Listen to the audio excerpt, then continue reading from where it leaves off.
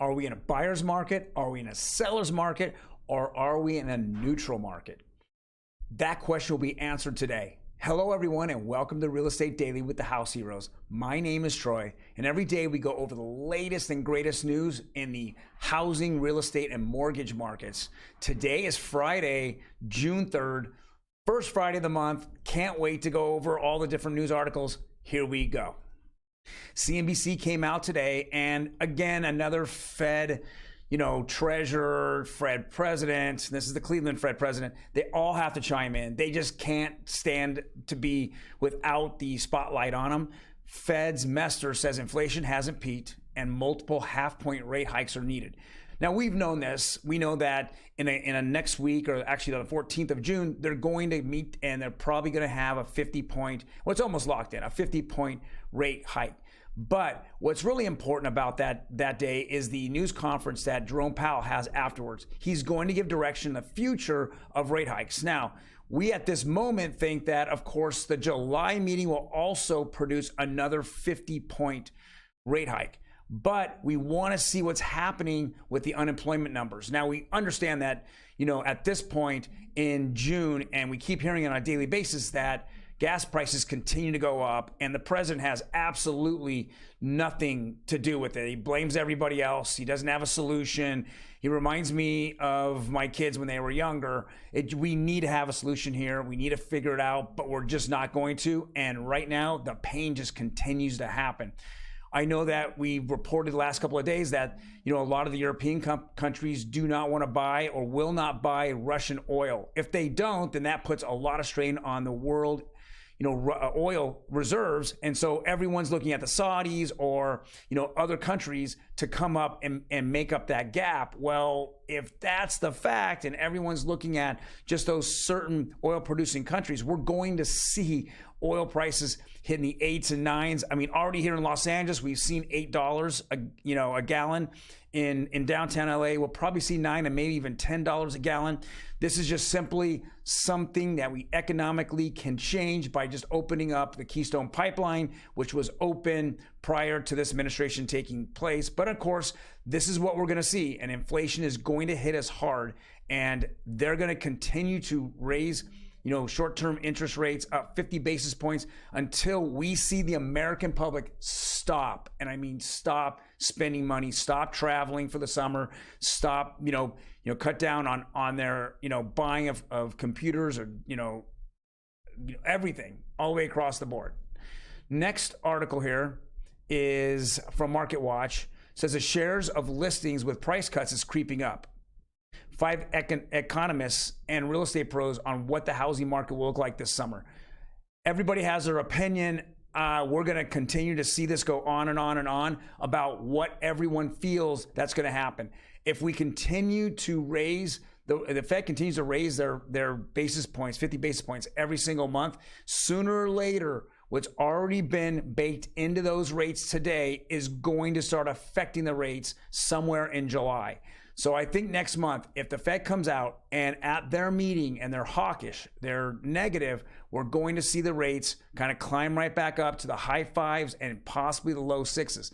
This is to stop the general public and the buyers from buying homes. It's just another way the Fed is trying to slow down the economy, or actually stop the economy, is to make it so expensive to purchase a home. So with that being said, what do I feel is going to happen this summer? Well, I definitely feel that if you have a house and it's all fixed up, it's updated, you have the more modern look to it, granite or quartz countertops, you're going to have, those homes, they're going to sell. I mean, there's going to be a demand for them. But if you have a home that's dated, that's in an area in which isn't very popular, high crime area, you're just going to have them start to sit. It's simply because people can't afford it. Though the buyers are here, it's just that you, as mortgage companies raise rates, you just price them out of the market. So unfortunately, that's what we're going to see.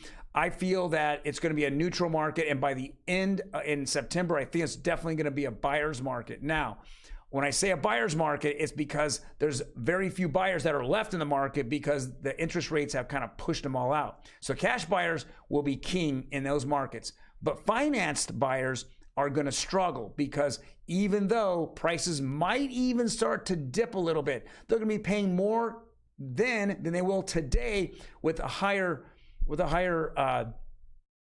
price on the home because the interest rates are lower. If we go to 6.5 interest rate on FHA and the home is $30,000 or $40,000 less, it doesn't make any sense. We're still going to be paying more on a monthly basis, and you're going to have to be looking for a refi somewhere in the future. And at this point, everything coming out of the Fed is just saying that they're going to be raising rates throughout the end of this year. Now, the sentiment amongst bigger economists that are looking at the bigger picture, they're saying you're just going to throw us right into a recession, no question about it, by the fourth quarter. We're going to see what happens here. They have not, got off their soapbox, and all the Fed chairmen keep saying the same thing, which kind of gets me right into the next article, said the same thing. They do not care about anything except getting inflation down. And one of the issues that they're not really concerned about so much is unemployment, because right now unemployment is fairly strong and the job market is strong. So it's just, hey, let's go ahead, give higher wages to those, employed right now, but don't have them spend the money. Put the money in the bank, save the money, even though it's inflation, you're still losing money on your money. But here's this Fed chairman saying this might be a housing bubble, says Dallas Fed economists. Here's the exclusive look at the latest housing market analyst. And so I don't really agree with them. Pretty much the majority of people have put down quite a lot of money to buy their house. This is not 100% financing world that was 10 years ago. But more importantly, almost everyone has equity in their home. In fact, I think it's just ridiculous amount, like 90+% people have equity in their houses. So for them at this point, they're strong in that their top savings, or the number one way to save is to have that equity in your house, and it's sitting there. Let's not let the government take your equity. Keep that in mind. The Fed and lowering inflation by raising rates is simply here to steal your wealth. There is no ifs, ands, or buts. It doesn't matter if it's through your bank account, it's through your investments, and it's through your house. They want the stock market to go down. They want your 401k to go down, and they absolutely want your house value to go down. So keep that in mind. Batten down the hatches. Let's get through this. Let's look at 2023, and that's my prediction, when we're going to see the break in this action, probably the first quarter, second quarter, if not sooner, if recession hits, because the Fed put us there.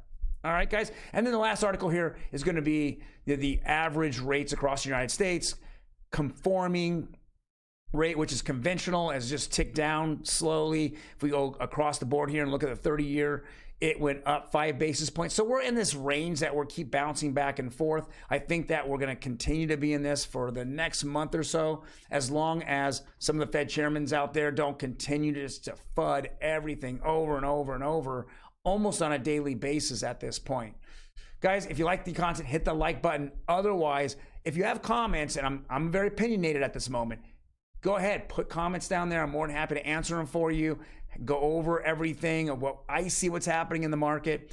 And then definitely smash that subscribe button. Subscribe to this channel. Let's grow this. It's a 5 or 10 minute take every single day on the housing market and what's happening with it.